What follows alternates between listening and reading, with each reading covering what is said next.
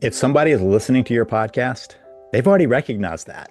Otherwise, you don't listen for a difference of what would healing look like, right? They've already taken that first step of going, what I'm doing isn't working. Welcome to Rise and Apple Shadows of Review. Rasa! What are some restorative strategies you found most effective for rebuilding trust and emotional safety? So many times people never really recognize that they could set a boundary. Lots of people were raised in environments where that was not okay. Their parents would not allow boundaries to be there. And so they almost are predisposed to somebody else's boundary violation. Then we have the people who were taught to violate boundaries. They weren't told that. That's just the training they had. And so you put those two together and you have power differential that is a risk. So part of emotional safety is being able to go, wait, I get to set a boundary. And for the person who isn't used to having boundaries set on them to be able to go, wait, I guess they do get to do that. We have to have a more mutual relationship of respect. And so that is a piece of that healing. You can't do emotional healing in the relationship. You could leave the relationship and work on emotional healing, but in the relationship, you can't do emotional healing unless there's emotional safety. And emotional safety is based in the fact that I feel like I can control what is done to me, that I have control of how I am treated. And so those boundaries are not just important, they are critical. So many times when I have people, part of what I'm talking about when I find this dynamic is how do you do boundaries? Here's some learning that maybe didn't get to you. And honestly, what kid is taught to set boundaries? And so we have to often fill in that blank. There are some deficits in how we do emotional intelligence and our training.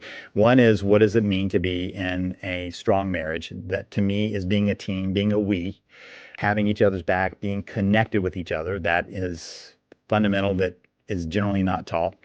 The second is that I have autonomy to how I am treated. And I get to say, you can't treat me that way, and how to set that in an appropriate way. So when people have those skills, they Yeah, can begin to work on the skills lead to safety, and the safety allows for mutuality, and the mutuality is based in connection. thank you.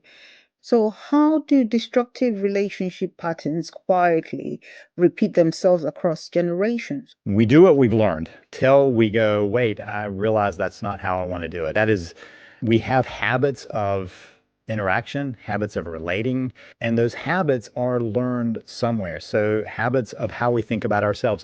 We have thought habits, we have action habits, right? Those are all part of what make us up. And until we recognize what's not working for us. So, listening, for instance, to your podcast and going, wait, there's a new way of thinking about things that gives me a new way of moving forward. You can't change those things. You're locked into the old patterns because the way we think until we have a new way of thinking. And so part of what we're working on is finding new ways of understanding. And part of that is recognizing that there are new ways of understanding, not believing that what we've learned is necessarily the truth or the only way. And so that takes some willingness to see a difference, a willingness to see that something else is possible. And many people repeat it because they've never seen anything different. And if they've seen something different, it's scary to step into that new thing. And if they take on the fear, they are getting stuck in the old pattern that is based in fear. These things we're talking about are all about making someone fearful so that you can control them. That's what abuse is about. Yes. And that's what dysfunctional families are about. It's usually about one or maybe two people, maybe one parent or both parents, who decide to use fear to get what they want out of the relationships. And we've learned to listen to the fear instead of seeing the possibilities that open up when we go, I'm not going to be held by this any longer. So, in terms of breaking generational patterns, somebody has to make a conscious effort to say, I know that is functional. I need to change this pattern. So here's what's interesting. If somebody is listening to your podcast, they've already recognized that. Otherwise, you don't listen for a difference of what would healing look like, right? They've already taken that first step of going, what I'm doing isn't working, where I am isn't working, and I want something different. That's the starting point. That curiosity that there may be a different way Yes. instead of just assuming this is the way it is. So if somebody is listening here, they've already crossed that chasm. They've already made that jump. Now, they may not know what's on the other side yet, but that's back to my hope formula. They've already said, I don't want where I've been. I want to get out of that. So that's their goal. They may not yet know how to get there, which is what your podcast is kind of providing, right? Of what roadmap might that look like. And so in some ways, they've already done the I'm willing to do it. I've already made the leap, right? So now they're on the other side going, okay, what clarity do I now have on where I want to go? What steps do I now know I need to take? And all that's left is, am I willing to walk it? And willing to walk it doesn't mean it doesn't scare you. The nature of, and I've had this conversation so many times, people will say, we'll have a discussion and we'll agree on what they're going to do before the next session, right? And then the next session, I go, how'd it go? And they go, oh, I didn't do it. And my question, why didn't you? Almost always they say, because I was scared. And my response is, that's not a reason not to do something. That's an emotional state. It's telling you this is important, not telling you not to do it. So when we take courageous action, it is recognizing that this is scary because it's something new, can feel weird and awkward because it's something new. That doesn't mean that it's wrong. It just means that we're in a new area. We've jumped over and the terrain is different. And now we've got to figure out how to walk on that new terrain. And that takes courage as well. It's all about the courage, right? And I think that is where life changes. And if you do something and you don't have any fear, you're just doing something. If you do something and you have fear, that's courage, and that's where change happens.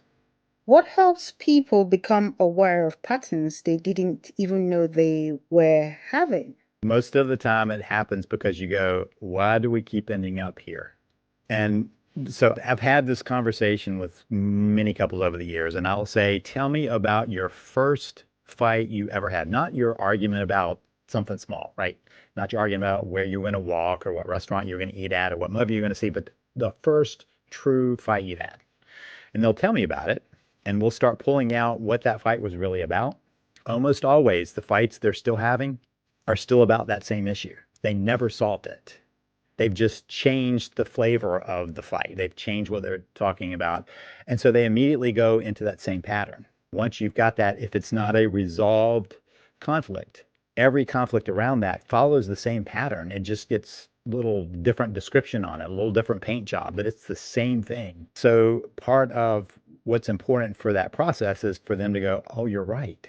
We are stuck in that same pattern. And most couples have one, two, maybe three of those stuck patterns that they're struggling over the same core issue. They just haven't been able to resolve it for their entire life. And until they recognize that they're doing that, they'll just keep repeating it. New paint job, keep repeating it. So anytime that somebody's in a pattern, the first thing they have to do, well, the first thing they have to go is maybe there's a pattern here. We've now raised that, right? You've said, what about a pattern? Anybody who didn't realize there's a pattern can now go, ooh, what's the pattern? The second thing is to ask the question, what's underneath the pattern? What's the real struggle we're about? Is it about control? Is it about power? Is it about fairness? Is it about connection or disconnection? Is it about, whatever? And when they can begin to look at what's underneath it, then they can begin to see where it permeates their life. And then you can begin to say, so how would you want it to be different? What are you trying to solve that's not been solved so far? That's the stuck point, and that's the pattern. And it's crucial to identify as well as name those patterns. It is. And you don't have to have a scientific name for it. You just need to go, we're stuck on this. I had a couple years ago, and I said, tell me about a fight you had. Just give me an example.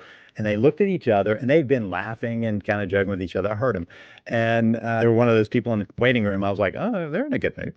And so she looked at him, and he looked at her, and she said, lawnmower.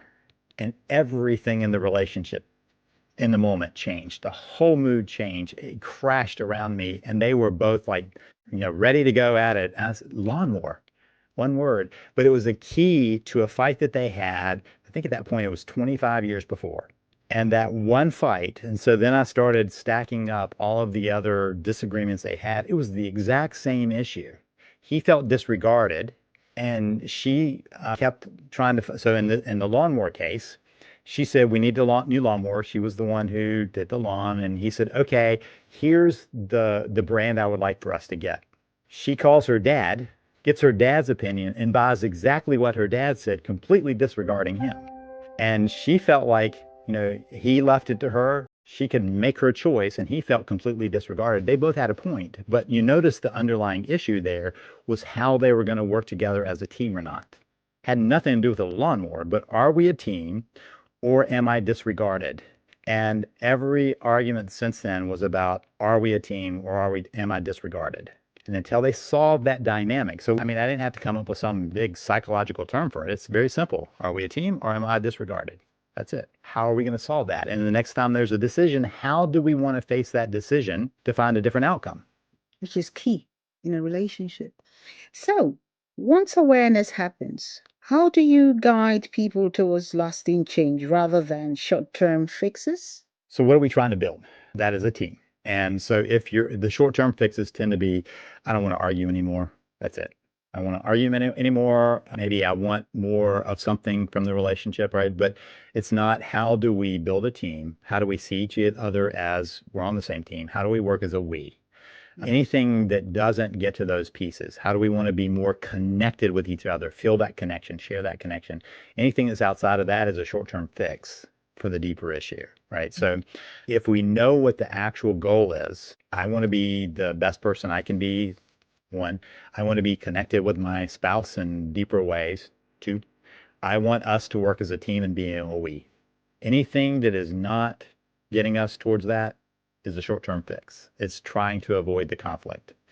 And so being able to name, this is what we're trying for, that begins to be the comparison to what are we actually doing.